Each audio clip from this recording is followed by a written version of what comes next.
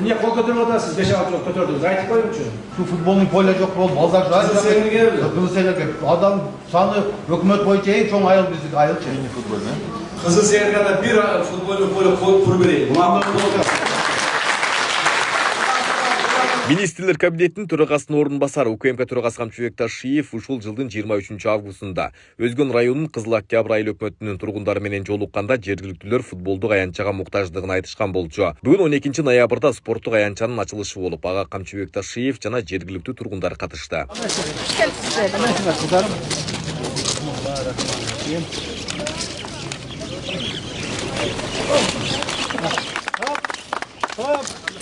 Qanday jo'shqi?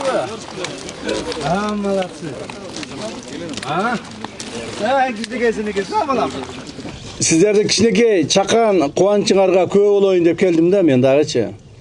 Себеби кубаныч деген бул чоң болбойт, кичине болбойт, баары бир кубаныч болот. Ушул айылдын балдарынын мына кичинекей өспүрүм балдарыбыздын кубанычына бөлүшөйүн деп атай келдим.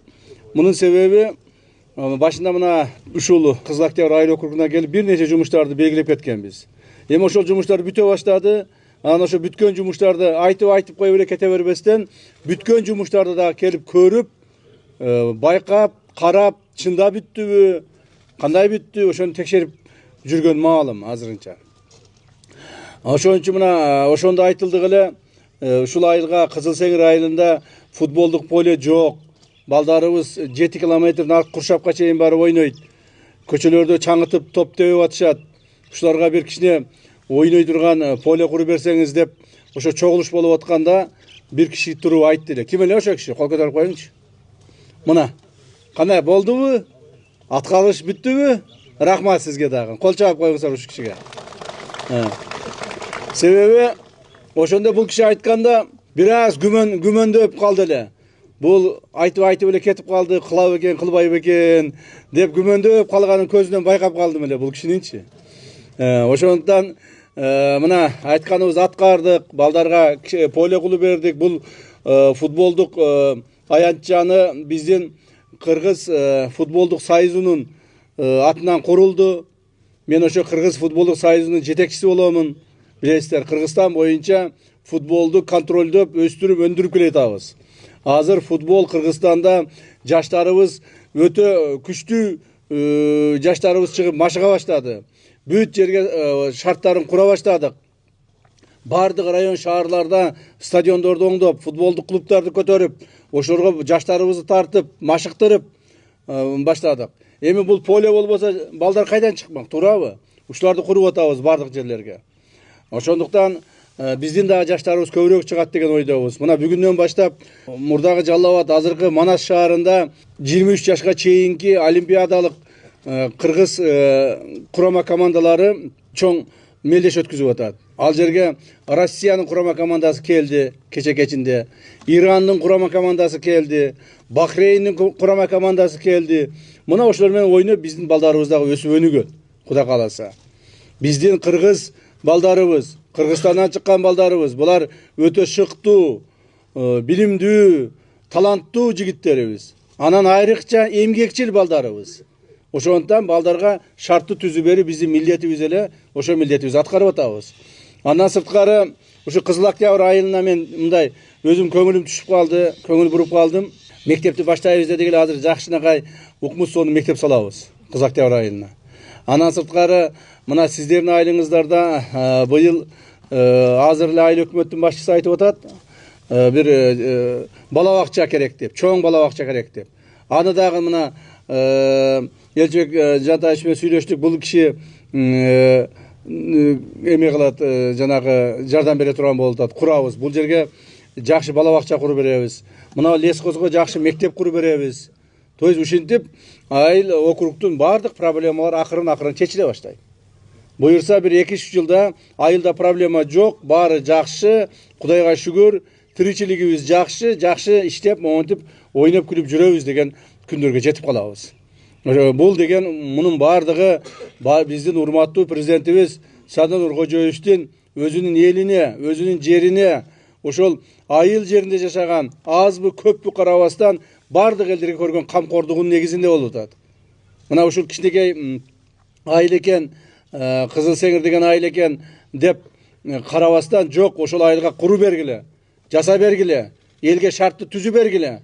Биздин кыргыздарыбыз ошондой жерлерде, айыл-айылдарда, тоолордо жашайт, айыл болуп. Бардыгы шаарга топтолгон эмеспиз деп тапшырмаларды берип атат. Ошондуктан урматтуу эл журт, Кызыл Сеңир айылынын тургундары, дагы бир жолу сиздердин айылыңарда биринчи жолу болуп атат да бул футбол талаасы туурабы? Да ушул футболдук талаасы менен куттуктаймын. Балдарыбыз чыга берсин, ушул жерде ойной берсин. Балдарыбызга шартты түзө берели. Кудай кааласа Кыргызстаныбыздын келечеги болсун. Рахмат барыңыздарга.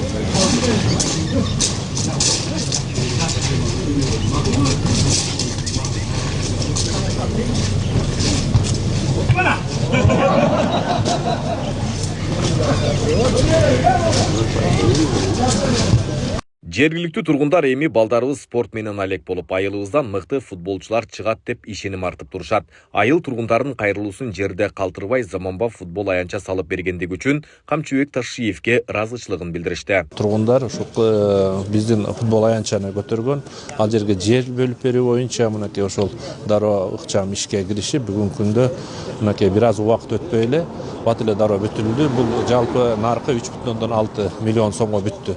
Бүгүнкү күндө ушул жаштардын баягы мындай ою, тилеги аткарылып атат десек болот. Мектебиңерди 52 жылдын сентябрына чейин бүтүрүп берүүгө аракет кылабыз.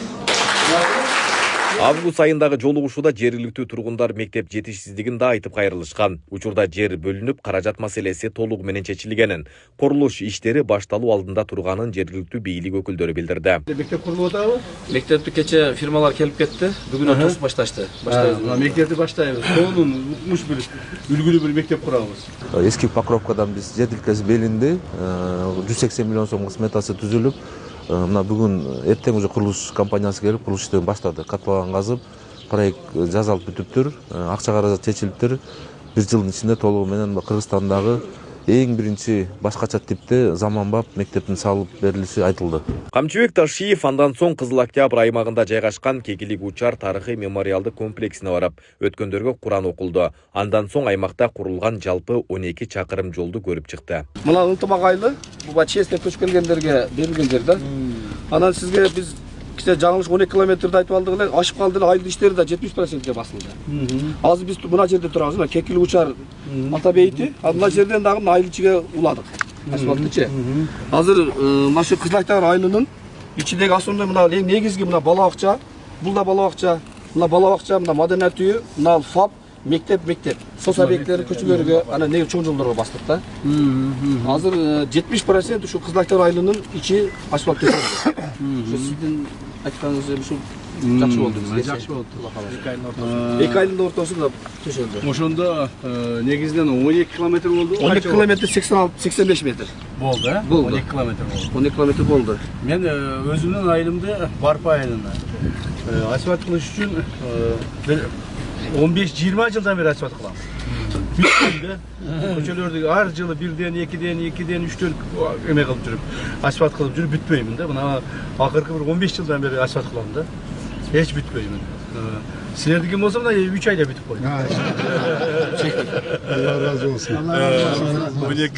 Ошон үчүн мында болсо Кудайыбыздын ошо сиздерге бергени ушундай бир эмелер ситуациялар болуп калат да.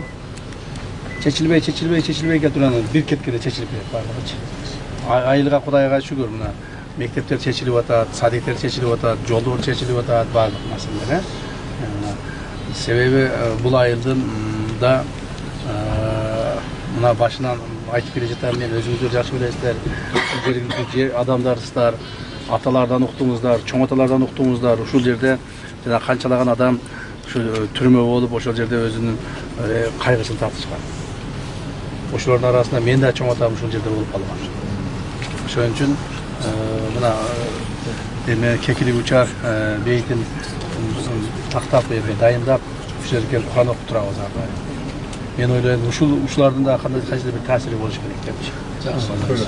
Эмнеси болсо дагы элибиз тынч болуп ушул жакшылыктар боло берсин. Эскерте кетсек, Камчыбек Ташиев ушул жылдын август айында Өзгөн районунун Кызыл Октябрь айыл өкмөтүнүн тургундары менен жолугуш өткөргөн.